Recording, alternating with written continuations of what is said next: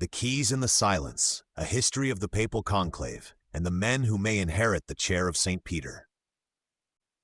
On the morning of May 7, 2025, the bronze doors of the Sistine Chapel will close with a familiar finality, sealing 133 cardinal electors inside. As the outside world waits for smoke to rise above the Vatican, those inside will undertake one of the most secretive and spiritually charged rituals in human history, the conclave. The moment will mark both a new chapter in Catholic history and the culmination of more than 1,000 years of papal election tradition. As the Church prepares to elect a successor to Pope Francis, who passed away in April at the age of 88, many are asking not only who, but also how. The answer to both questions begins in the distant past. From mob rule to marble silence, the origins of the conclave. The first bishops of Rome were elected with public acclaim. Tradition tells us that in AD 236, a dove settled on the head of Fabian, a layman, during an election meeting, an omen taken as divine confirmation. He was immediately proclaimed pope. In the early centuries of Christianity, clergy and laity together selected the Bishop of Rome. By the 11th century, however, church leaders sought to shield the process from secular interference, particularly from emperors and noble families. In 1059, Pope Nicholas II decreed that cardinal bishops would take the lead in papal elections. By 1179, the Third Lateran Council had enshrined the two-thirds majority rule, a requirement still in place today. But the true birth of the modern conclave came in 1271, after the death of Pope Clement IV. The College of Cardinals, divided between French and Italian factions, deliberated for nearly 3 years in Viterbo without choosing a pope. Local citizens, fed up with the delay, locked the cardinals in the city hall, cut their food rations, and ultimately removed the roof of the building to hasten a decision. The gambit worked. Gregory X was elected, and at the Second Council of Lyons in 1274, he instituted the rule that electors be locked cum clave, with a key, until they reached agreement. Drama, deadlocks, and dynasties, a tradition tested. Despite Gregory's reforms, the conclave was not immune to interference or scandal. In 1314, after the death of Pope Clement V, cardinals gathered in Lyon but fled after violent disturbances. The next pope, John XII, was not elected until 1316 after over 2 years of chaos. In 1378, Roman mobs demanded an Italian pope, and Urban VI was elected. But many cardinals claimed the vote was coerced, electing a rival in Avignon. Thus began the Western Schism, with multiple popes ruling simultaneously for nearly 40 years. In 1492, Rodrigo Borgia, a Spaniard with a notorious reputation, allegedly bribed his way to the papacy as Alexander VI. In 1903, the Austro-Hungarian Emperor Franz Joseph exercised his traditional right of veto, blocking Cardinal Rampola's candidacy. In response, the newly elected Pope Pius X banned all future secular interference in papal elections. The 20th and 21st centuries brought increasing professionalism and structure to the conclave. In 1996, Pope John Paul II issued Universi Dominici Gregis, a comprehensive constitution for papal elections. Benedict XVI amended it in 2007 to insist that the two-thirds requirement remain throughout. Francis, in 2023, further tightened security by banning mobile devices, digital communications, and unauthorized disclosures, with violations punishable by automatic excommunication. 2025, the largest, most global conclave in history. This year's conclave is historic for another reason: its diversity. For the first time ever, the majority of electors are from outside Europe. Of the 133 cardinal electors under age 80, 53 are European, 40%, 32 are Latin American, 24%, 24 are Asian, 18%, 20 are African, 15%, 4 are North American. Significantly, 108 of the 133 were appointed by Pope Francis himself, meaning his pastoral priorities, mercy, synodality, ecological justice, have shaped the voting college. But his appointees are far from monolithic.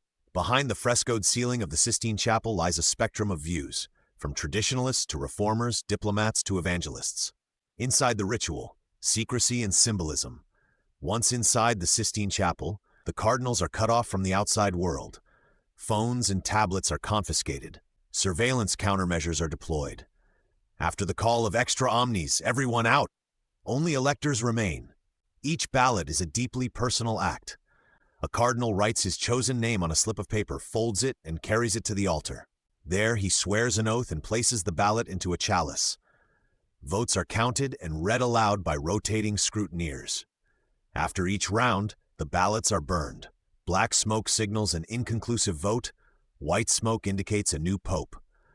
When a name finally garners the required two-thirds majority, this year 89 votes, the dean of the college asks the winner, "Do you accept your canonical election as Supreme Pontiff?"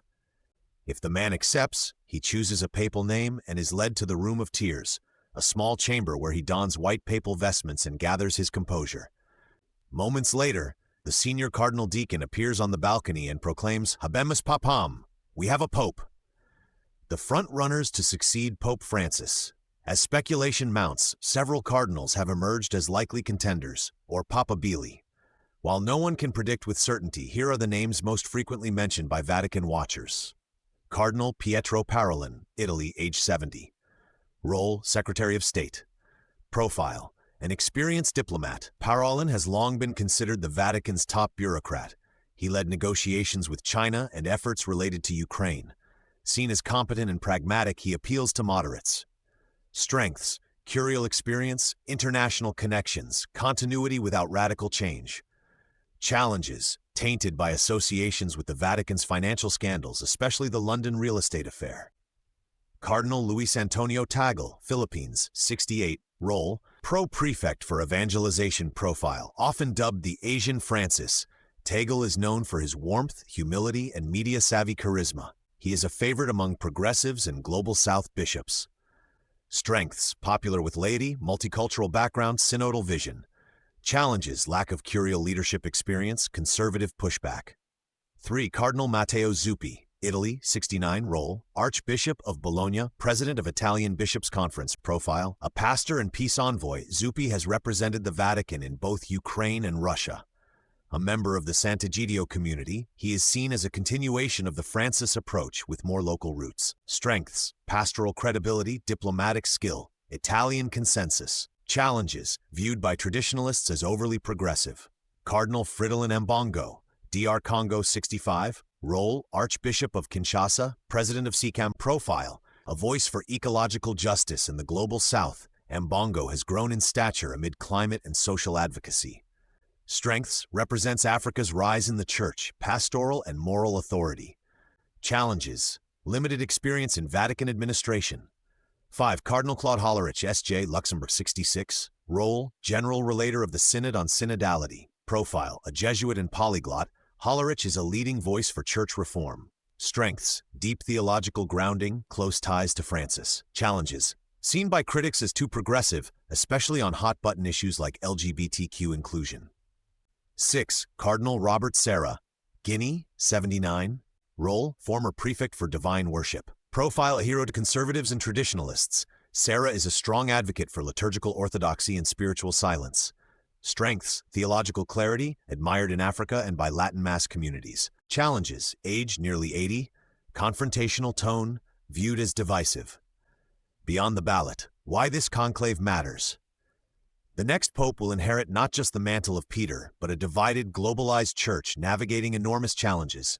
Declining vocations in Europe, but booming Catholic populations in Africa and Asia. Ongoing fallout from the sexual abuse crisis. Questions about female leadership and LGBTQ inclusion. Wars in Ukraine and the Middle East. Climate catastrophe and migration. The place of artificial intelligence in Catholic ethics. Whether the conclave elects a Francis-style reformer, a traditionalist with doctrinal focus, or a quiet compromise candidate, the decision will resonate far beyond Rome. Waiting for smoke. In the shadow of Michelangelo's Last Judgment, the conclave is not just a vote, it is theater, sacrament, and a pageant of tradition. Cardinals will enter carrying the burdens of history. They will exit behind a man in white, entrusted with the spiritual care of 1.4 billion souls. In the end, the conclave is built on two things: a folded slip of paper, and the faith that somewhere in that silence, the will of God still speaks. Sources, Vatican.va, Universi Dominici Gregis, 1996, Reuters, Cardinals prepare for conclave to elect Pope Francis.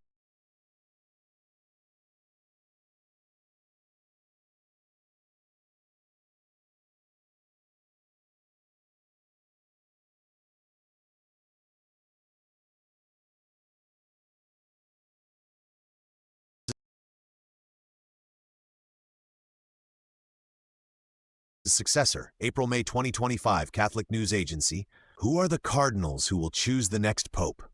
The Guardian, A Brief History of Conclaves, Britannica, Papal Election, Western Schism, and Conclave of 1903. Time Magazine, 5 contenders for the next pope, May 2025.